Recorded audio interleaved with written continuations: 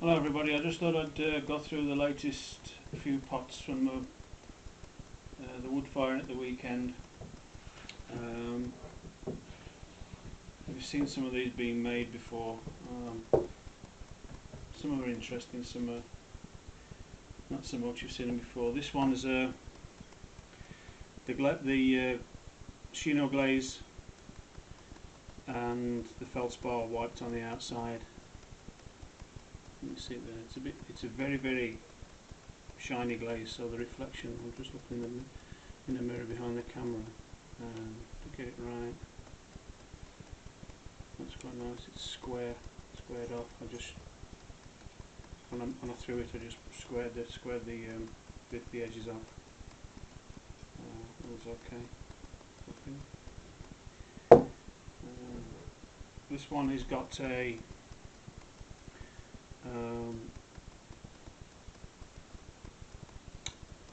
an underglazed iron one. It's the ones I did a couple of videos ago, where I brushed glaze on and then used a piece of wood to scrape through. And what you get there is the underglaze oxide showing through. You can see where I've scraped it with the tool there. The glaze I've put on it is a nuka glaze, which is basically feldspar and ash. It's 2 parts feldspar, 1 part ash, and it's got a carved foot ring there. It's a little bit different. I don't quite like that one.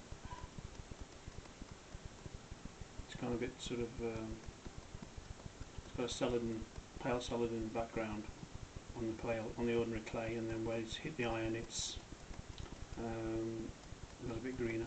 Well, I like that one. Contrasts nice with the orange of the clay.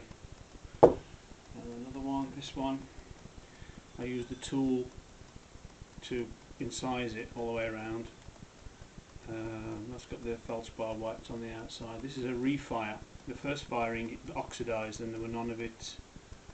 The body was quite pale and awful. And because of the refire, the feldspar has melted a little bit more. It's got a little bit more glossy and it's spread out a little bit more. And it's got a carved foot ring. Okay. This is another one, a bit more prominent use of the underglazed iron. Inside, it's got quite a nice mottled effect where the iron and the clay bodies come through. Turned foot ring, but you can see the contrast there of the different aspects of the iron oxide underneath the glaze. This is just glazed, one single glaze, this single nuka glaze, 2 parts feldspar, 1 part ash, like I've said. But if you put something underneath it that gives its iron bearing, it gives you nice stripes. And that's where I use the tool to run through it. That's that one. Slightly bigger. This is a Yorkshireman's tea ball. This quite a big one. You can see where the feldspar here started peeling off with the heat. It's sort of that nice and thick and globular, and it's peeled away and then set again. And where it goes thin, you get a really nice grey celadon on top of this local clay Chino glaze. And where that's thin, you get a really nice orange blushing on there. So that one's quite nice all the way around. I'll give you a spin and twirl of that one. Like I say, ample sized. Glaze is nice, taken nicely on the inside. Now I only took these out, fetched these from the kiln yesterday. It's Friday now, and I fetched them yesterday, and for about 3 or 4 days afterwards I look at them and you see additional interesting parts to it.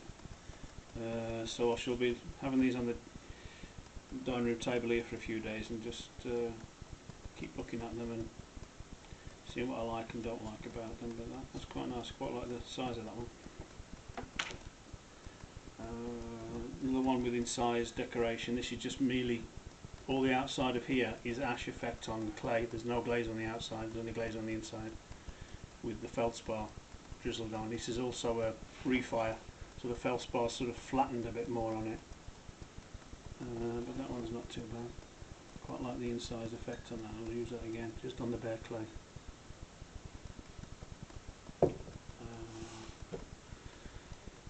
I'll leave that one for a bit. This is one that's I did a video of making them. I turned the rim over and made it a little bit chunkier to make it a little bit more uneven rim.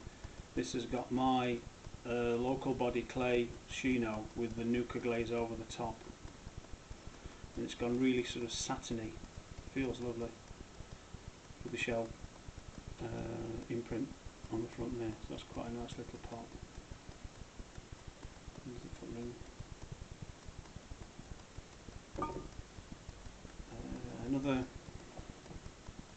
bowl. This has got like the a really high iron slip stroke glaze on the inside, which gives you that nice black inside satiny effect. And then there's no glaze on the outside apart from the nuka glaze. And again, you've got the underglazed iron there. That's quite nice. Bottles. This one's really quite nice. I like this one. It's got the chino glaze that I make and the feldspar wiped on it, and where it's gone thin you get a really nice sort of bluey coloured, bluey green celadon effect through there, and I like the way it's dripped around the back. That's quite a nice bottle, that.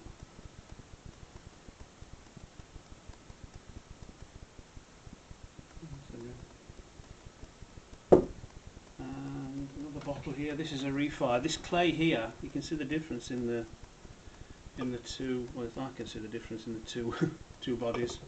This is half porcelain, half crank body, just about reduced. It's another refire because it didn't actually reach temperature, this one. But that's quite a nice bottle. It's quite nice. I like the pinched rim. And I don't know if the camera picks it up in this light, but it's got a really nice, because of the porcelain in it, it's got a really nice pinkish bloom to it. The only drawback for this pot is it's a bit heavy. A bit heavier than I would like it to have been, but as a shape it's quite nice. And Shoji Hamada once said, when someone questioned the weight of his pots, he said, better too heavy than too light, so you can't go wrong with the god of pottery, can you really? This brings me to the last two pots here. This is the same black glaze here, which is sort of half Temaku, half black slip. Gives a purple effect. That's on the inside, but also I put it over the outside, and I put this nuka glaze here over the top of the black, and also they were put on the bag wall, and it's had a lot of ash. We used chestnut during this firing, and it produces a lot of ash, so it really is sort of treacly, runny, almost sort of. Here you can pick out all there's greens and sort of almost like glass bottle green that's run onto this rim here. I left the rim intentionally. I put this glaze on specifically here on this kind of pot so that it would catch on that rim, because I knew it would run. It's just dribbled over there a little bit, but that's quite a nice one. I put all these photographs of these on YouTube, on Facebook, and the one that's got the most responses is this one here. I think this is the best of the lot according to people's opinion. I personally prefer this effect, you know, with the feldspar and the brown tan, but popular opinion is that this is a nice one. People have been asking me about it. It's really sort of chunky on the outside. It's got the iron, the Temaku and black slip on the inside and the outside again.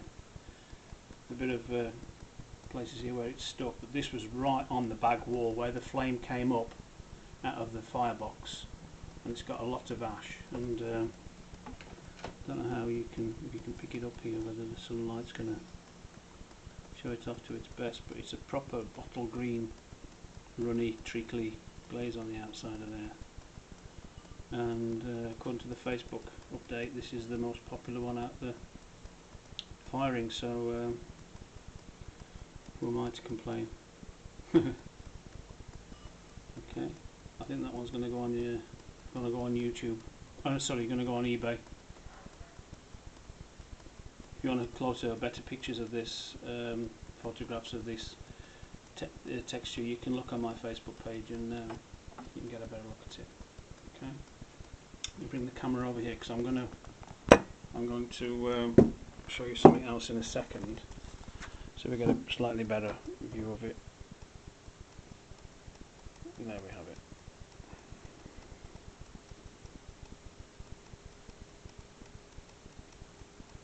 Onto the foot. See where it's been on the wads. There's one more thing here now, and I'm just about to do these today or tomorrow. Is, if you remember back to the video I did of the cathedral project, I've got a little bit of this material left, and I glazed some more of these tiles with the crosses to go with the piece in the cathedral. These are going to be for sale in the cathedral. I masked off the corners with masking tape, run glaze over the top of it, the brown glaze, and then I put feldspar on with a paintbrush, and they're going to be mounted on board on top of there. This one's quite a nice one, I like this one. Those two are matching, they were on the same shelf, so they're quite nice. But this one's got an added effect of the top here, all this here, this extra sort of paler effect is done by ash that comes out of the ash pit. So the ashes hit it there, across there, so they're quite nice. So I'm going to split this into 3 panels, and they'll each be mounted on separate boards. Okay, so here we are. Excuse my washing in the background. Can't get anything dry this weather in England. Hope you enjoyed that. See you soon. Bye.